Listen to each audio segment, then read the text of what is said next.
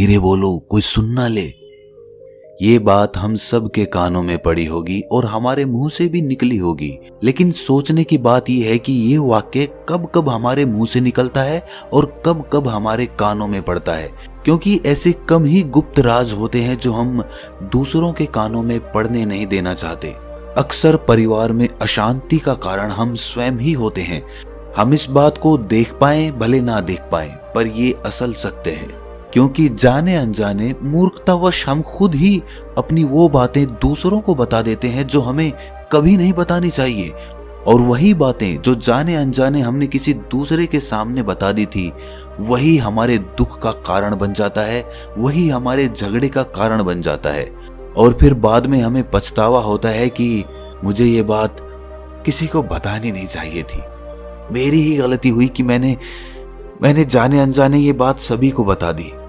इसीलिए आज की जो बौद्ध कहानी मैं आपको सुनाने वाला हूं, उसे सुनने के बाद आपको 7 ऐसी बातें पता चलेंगी जो आपको कभी किसी को नहीं बतानी। ये जो 7 बातें हैं जो आपको किसी को नहीं बतानी, क्यों नहीं बतानी, इसके पीछे का तर्क भी मैं आपको दूंगा।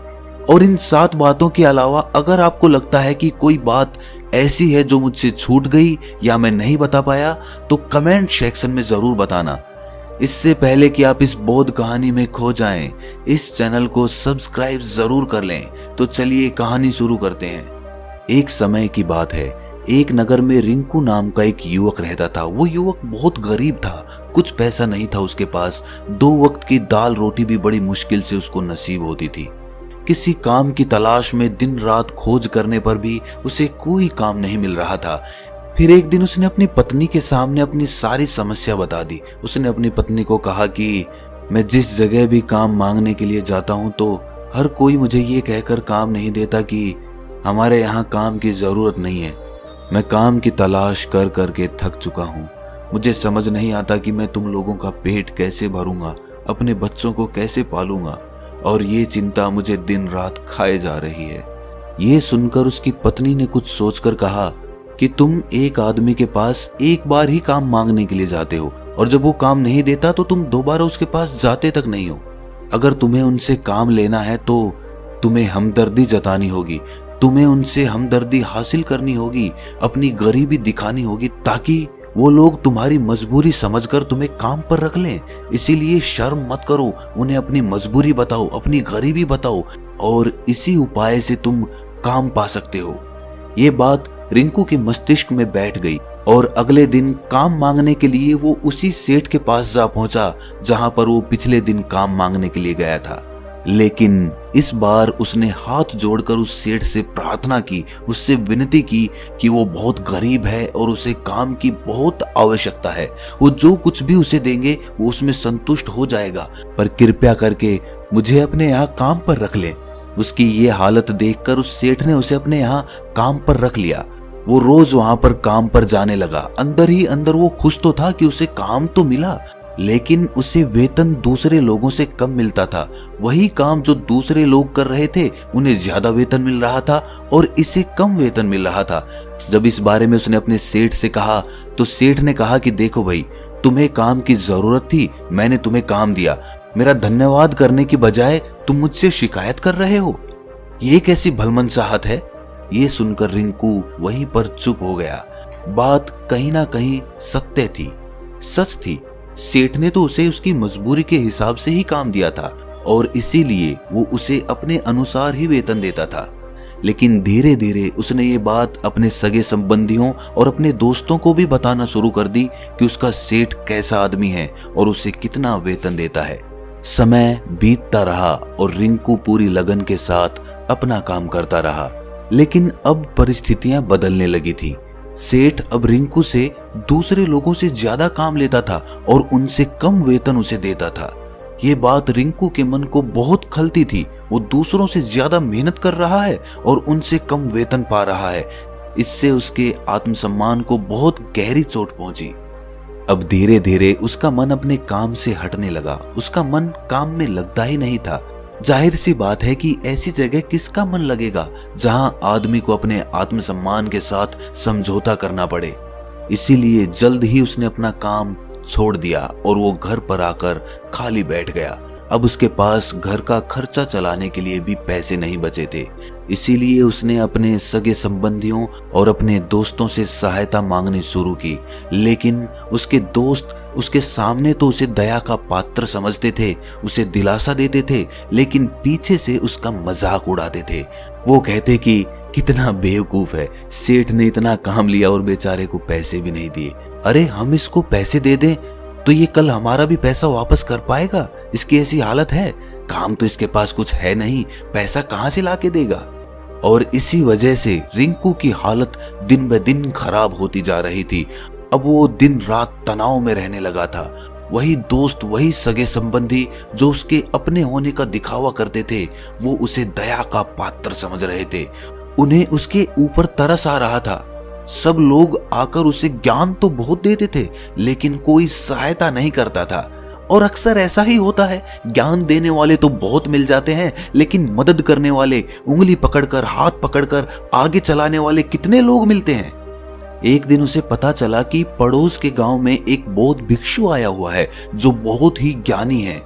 रिंकू इतना तनाव में था कि उसे कोई रास्ता नजर ही नहीं आ रहा था। इसीलिए जाने अनजाने वो उस बौद्ध भिक्षु के पास पहुंच जाता है।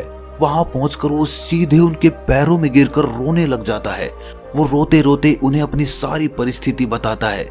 उसे बताता है कि किस तरह उसके सेठ ने उसका फायदा उठाया और उसके सगे संबंधी उसके साथ कैसा व्यवहार रखते हैं। सारी बातें सुनकर बौद्ध भिक्षु ने उसे चुप कराते हुए कहा कि भंते, ये सारी समस्याएं तुम्हारी बुद्धिहीनता, तुम्हारी मूर्खता के कारण उत्पन्न हुई है। अगर तुम्हारे अंदर विवेक होता तो इनमें से एक भी समस्या तुम्हारे चित्त को दुखी नहीं कर सकती थी, लेकिन तुमने अपने अविवेक के कारण, अपनी मूर्खता के कारण खुद ही अपने रास्ते में कांटे बिछा दिए।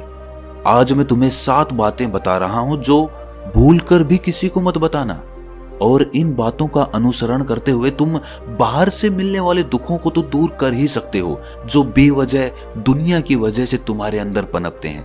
पहली बात जो किसी को नहीं बतानी चाहिए वो है अपनी मजबूरी। अपनी मजबूरी का दिखावा करके, दूसरों का दया पात्र बनके उनकी सहायता लेने की गलती कभी मत करना।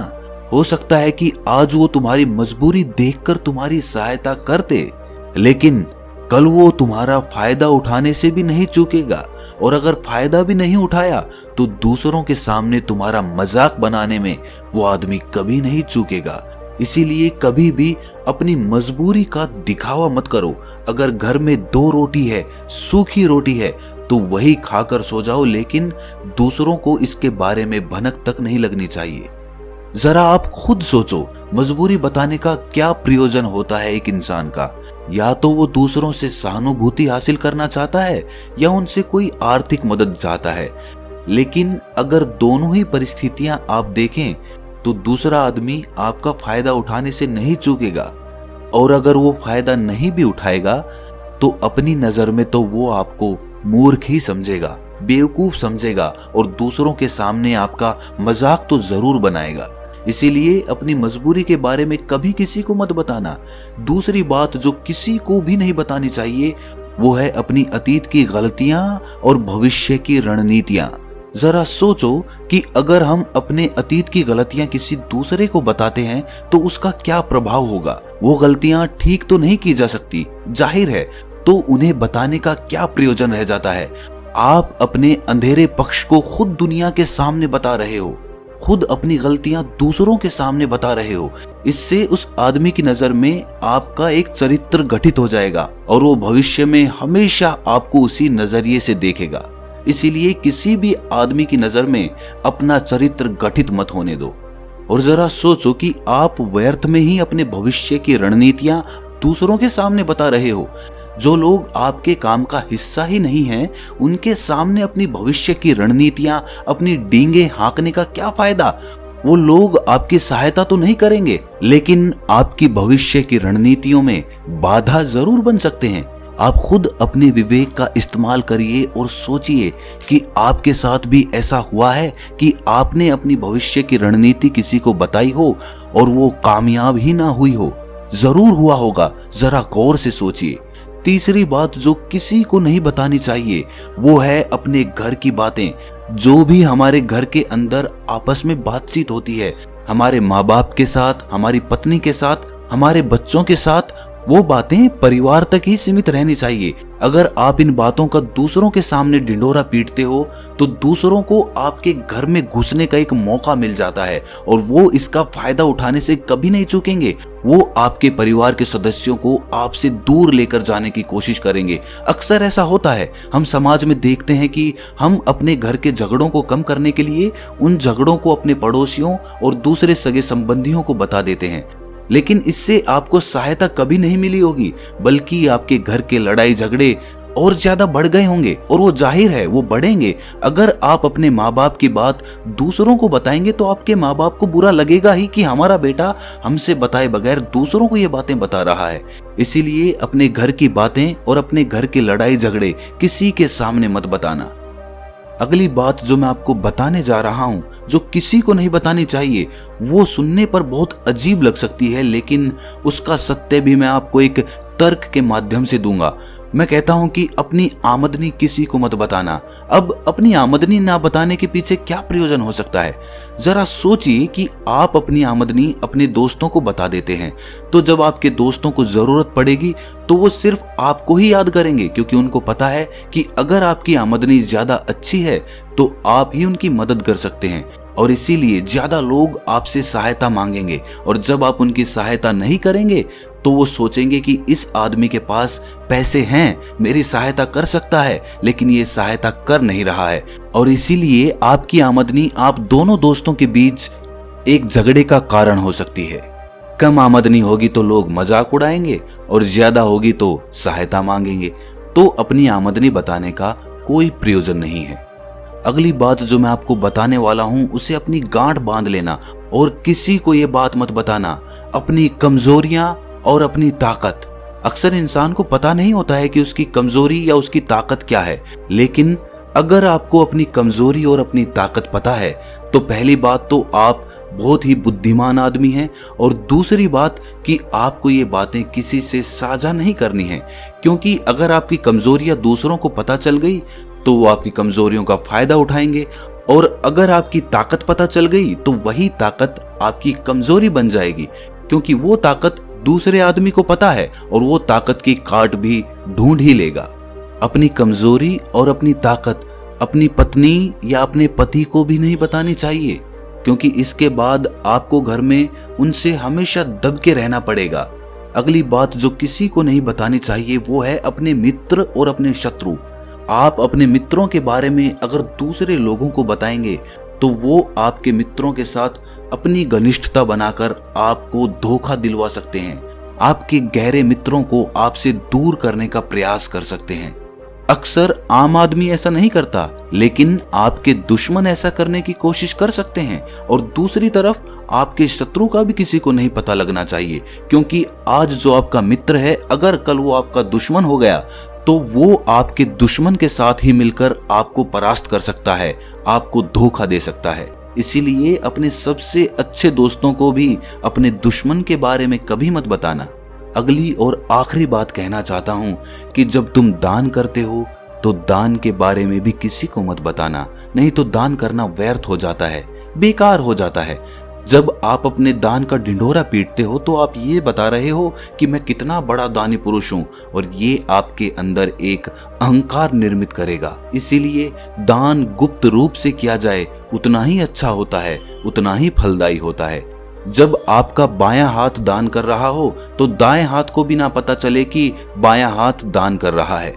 ये 7 बातें जो बौद्ध भिक्षु ने रिंकू को बताई, इनमें संसार के सभी सिद्धांत छिपे हुए हैं। इन बातों का अनुसरण करते हुए आप अपने घर में सुख शांति बना सकते हैं और घर के झगड़े हमेशा के लिए दूर कर सकते हैं। आप इन बातों के बारे में अपने विवेक से भी सोचेंगे तो आपको ये बातें सच मालूम पड़ेंगी और हमारा कहानी सुनाने का मकसद यही है कि आपका विवेक जागृत हो, आप खुद उन बातों के बारे में सोचें जो हम आपको बता रहे हैं, और अगर हम गलत हैं तो आप कमेंट सेक्शन में वो बात जरूर बताएं जिस पर हम गलत हैं। और इनके अलावा भी अगर आप कुछ जानते हैं तो उन बातों को भी कमेंट सेक्शन में जरूर डालें। तो दोस्तों, कैसी लगी आपको ये कहानी कमेंट सेक्शन में जरूर बताना, और अच्छी लगी तो इस चैनल को सब्सक्राइब जरूर कर लेना। तो मिलते हैं अगली कहानी में, तब तक के लिए अपना ख्याल रखें।